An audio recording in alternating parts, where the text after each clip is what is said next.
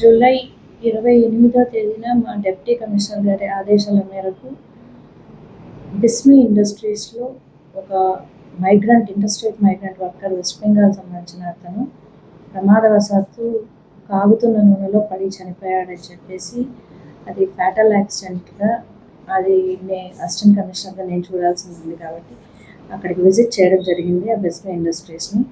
అక్కడ మేనేజ్మెంట్ వాళ్ళు కానీ మన రిపోర్టర్స్ కానీ అక్కడ నివసిస్తున్న మైగ్రెంట్ వర్కర్స్తో ఎంక్వైరీ చేయడం జరిగింది. ఏం జరిగింది, ఎలా జరిగింది ప్రమాదం అనేది. ప్రమాదం జరిగాక వాళ్ళని ఇండస్ట్రీకి సంబంధించిన మేనేజ్మెంట్ని వాళ్ళ యొక్క లేబర్ డిపార్ట్మెంట్ సంబంధించిన రిజిస్ట్రేషన్ కానీ రికార్డ్స్ కానీ అన్నీ ప్రొడ్యూస్ చేయమని చెప్పాను. బట్ మేము వెళ్ళిన టైంలో ఎటువంటి రికార్డ్స్ కానీ రిజిస్ట్రేషన్ సర్టిఫికేట్ కానీ ఇవ్వలేదు. అండ్ నేను ముఖ్యంగా ఫ్యాటల్ యాక్సిడెంట్ సంబంధించి చూడడానికి వచ్చాను కాబట్టి అతని యొక్క బేసిక్ డీటెయిల్స్ తీసుకొని వచ్చాను. అప్పటికి ఇంకా నేను విజిట్ చేసిన టైంకి పోస్ట్ మార్టం అనేది జరగలేదు. తర్వాత మేనేజ్మెంట్ ఆ post mortem certificate FIR copy తీసుకున్నామని చెప్పాను. బేస్డ్ ఆన్ దట్ మేము అతని ఆధార్ డీటెయిల్స్ తెచ్చుకున్నాము. మనకి ఎంప్లాయీ కంపెన్సేషన్ యాక్ట్ 1923 ప్రకారం చనిపోయిన వ్యక్తికి మనకి యాక్ట్ ప్రకారం ఒక ఫ్యాక్టర్ ఉంటుంది. చనిపోయిన వ్యక్తి ఏజ్ ఫ్యాక్టర్ అతను మంత్లీ వేజెస్ క్యాల్కులేట్ చేసుకొని 50% ఆఫ్ మంత్లీ వేజెస్ వేసుకొని అతనికి నష్టపరిహారం అనేది కన్సర్న్ మేనేజ్మెంట్ పే చేయాల్సి ఉంటుంది. దానికి సంబంధించిన నోటీస్ 14,95,500 రూపాయలకు గాను కంపెన్సేషన్ వస్తుంది. ఆ క్యాల్కులేషన్ ఫ్యాక్టర్ ప్రకారం అది పే చేయమని చెప్పేసి ఆల్రెడీ మేనేజ్మెంట్కి వెంటనే మేము నోటీస్ ఇవ్వడం జరిగింది.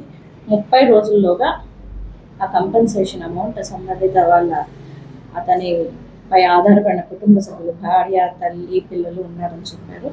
వాళ్ళకి పే చేయాల్సి ఉంటుంది. అది కూడా మా దగ్గర అది డీడీ రూపంలో డిపాజిట్ చేస్తే joint commissioner of labour Kurnool వారి దగ్గర డిపాజిట్ చేస్తే దాన్ని వాళ్ళు డిస్బర్స్ చేస్తామని మేము వాళ్ళకి లెటర్ ఇవ్వడం జరిగింది.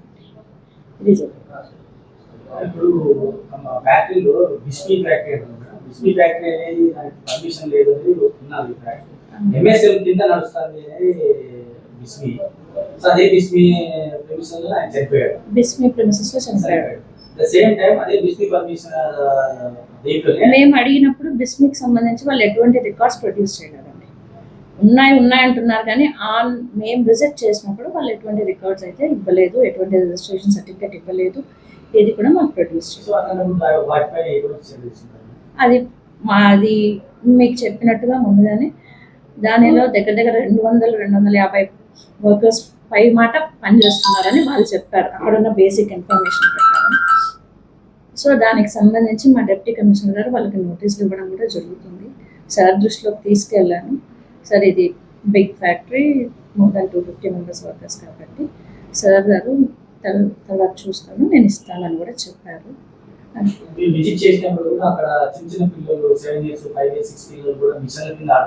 ఆడుకుంటున్నారు. నేను దానికి సంబంధించి వాళ్ళ బాన్ కూడా చేశానండి ఇమీడియట్గా. ఆ పిల్లలు కూడా ఇక్కడ తిరగడానికి వీలు లేదు. అసలు అక్కడ ఉన్న అందరు పిల్లలు స్కూల్లో జాయిన్ చేయండి ఇమీడియట్గా. వాళ్ళు చెప్పడం ఏంటంటే అందరూ ఆల్రెడీ స్కూల్స్కి పంపిస్తున్నాం మేడం, దగ్గరలో ఉన్న గవర్నమెంట్ స్కూల్లోనే పంపిస్తున్నాం అని కూడా చెప్పారు. దానికి సంబంధించిన డీటెయిల్స్ కూడా నేను తీసుకుంటామని చెప్పాను. ఎవరైనా పిల్లల్ని ఒకవేళ స్కూల్ వాళ్ళు చేర్చుకోమని చెప్పినా కూడా మాకు ఇన్ఫార్మ్ చేయండి, మేమే వెళ్ళి మాట్లాడి ఆ స్కూల్లో వాళ్ళు జాయిన్ అయ్యేలా మేము చూస్తాము. మీకు అదేదైనా ఇష్యూ ఉన్నా ఎవరు కూడా పిల్లలు ఇక్కడ ఫ్యాక్టరీ ప్రిమిసెస్లో ఉండడానికి లేదు అని కూడా నేను చెప్పాను. తర్వాత ఇంకోటి వాళ్ళు కుకింగ్ కూడా అక్కడ రెసిడెన్షియల్ ఏరియా దగ్గర చేస్తున్నారు, అలా కూడా మీరు చేయడానికి లేదండి. దగ్గర ఎక్కువ మెంబర్స్కి మీరు చేయిస్తున్నారు, అది సపరేట్గా ఒక స్పేస్ని మీరు ప్రొవైడ్ చేసి ఫ్యామిలీ రెసిడెన్స్ ఉంటున్నారు, దానికి దూరంగా పెట్టి చేయించండి అని చెప్పి కూడా నేను చెప్పాను.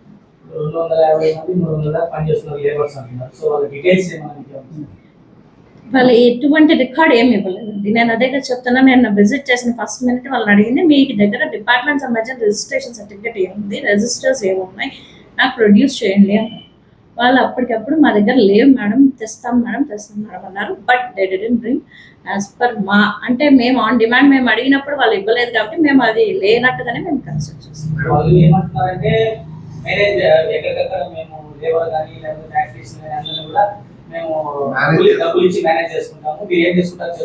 లేదండి, ఆన్ డిమాండ్ నేను చెప్తున్నాను కదా. ఆ రోజు కూడా మీకు అదే చెప్పాను, మీ అందరి ముందు కూడా వాళ్ళని అదే అడిగాను. ఇప్పుడు నేను అదే అడిగాను కూడా వాళ్ళైతే ఇంతవరకు మాకు ఎటువంటి రికార్డ్స్ కానీ రిజిస్ట్రేషన్ సర్టిఫికేట్స్ కానీ ప్రొడ్యూస్ చేయాలి. లేబర్ డిపార్ట్మెంట్ అధికారిగా అంతమంది అక్కడ పనిచేస్తున్నారు, మీకు కూడా కనీసం అవగాహన లేదు కదా మేడం? మీకు మాకు తెలిసి ఇప్పుడు డిపార్ట్మెంట్ పరంగా డైరెక్ట్గా వెళ్ళి ఇన్స్పెక్షన్ చేసే అథారిటీ లేవండి. Only online inspections allotted concern authorities. Every అథారిటీకి ఒక డెసిగ్నేటెడ్ లిమిట్ ఉంది. లైక్ నేను అప్ టు 30 మెంబర్స్ వర్కర్స్ ఉన్న ఎస్టాబ్లిష్మెంట్స్ మాత్రమే విజిట్ చేయగలను. ఫ్యాక్టరీస్ అవన్నీ మా పైన డెప్యూటీ కమిషనర్ గారు, మోర్ దెన్ 300 ఉంటే ఆ పైన జాయింట్ కమిషనర్ గారు, ఇలా మాకంటూ ఒక లిమిట్స్ ఉన్నాయి. అది కూడా ఆన్లైన్ ఇన్స్పెక్షన్స్ అలాట్ చేసినప్పుడే మేము వెళ్ళి విజిట్ చేస్తాం. And in respective online inspections ఏమైనా కంప్లైంట్స్ వచ్చినా వర్కర్స్ నుంచి స్పెసిఫిక్గా, లేదా ఇంకేదైనా ప్రెస్లో మనకి ఏమైనా రిపోర్ట్స్ వచ్చినా దాని బేస్డ్ మేము ప్రయర్ ఇన్ఫర్మేషన్ పర్మిషన్ తీసుకొని విజిట్ చేస్తాం. ఇప్పుడు మీరు ఇంతమంది పనిచేస్తున్నారు కదా, ఆ ఫ్యాక్టరీ పైన చర్యలు ఏమైనా తీసుకుంటారా, లేకపోతే అలానే వదిలేస్తే మళ్ళీ ఘటన జరిగిన తర్వాత కూడా ఇలానే ఫైన్ చేసుకుంటారా?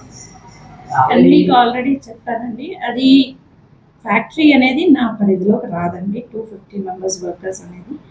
సో ఫర్దర్ అనేది నేను కాదు డెసిషన్ మేకింగ్ అనేది. మీరు పై అధికారికి రాస్తారు. పై అధికారికి ఆల్రెడీ ఇది death case second case. Already గతంలో ఒక చనిపోయాడు ఒక ఆయన. వాళ్ళు అక్కడ బాడీని వాళ్ళ రాష్ట్రానికి పంపిలేక ఇక్కడే చేసి ఇక్కడే పూడ్చారు అనేది కూడా మా దగ్గర పక్కా ఆధారాలు సమాచారం ఉంది. అది ఎప్పుడు ఏ పీరియడ్ లో జరిగిందండి? రీసెంట్ గా జరిగింది. రీసెంట్ గా అంటే 1.5 years back. లాస్ట్ ఇయర్ లో జరిగింది. బయటికి రాకుండా జరిగింది. ఇప్పుడు ఇది బయటకు వచ్చింది కదా, దీని తర్వాత పరిణామాలు దీని ప్రకారం అయితే ప్రజెంట్ జరిగిన డెత్ అయితే నా దృష్టికి వచ్చింది. ప్రజెంట్ నేనున్న అథారిటీగా నేను ఇమీడియట్ గా నోటీస్ ఇచ్చానండి. 30 days లో వాళ్ళని ఖచ్చితంగా మా దగ్గర డిపాజిట్ చేయాలి కర్నూలులో జాయింట్ కమిషనర్ గారి దగ్గర. లేని పక్షాన మేము ఆ డిపెండెన్స్ కి ఇన్ఫార్మ్ చేసి ఇలా మీకు ఇంత అమౌంట్ రావాలి, వాళ్ళు పే చేయలేదు, మీరు కేసు ఫైల్ చేసుకుంటే మీకు ఆ అమౌంట్ వచ్చేలా అథారిటీ చూస్తారు, కేసు ఫైల్ చేసుకోమని వాళ్ళకి మేము చెప్తామండి. ఇక్కడ డిపార్ట్మెంట్లో వాళ్ళు కేసు ఫైల్ చేసుకుంటారు.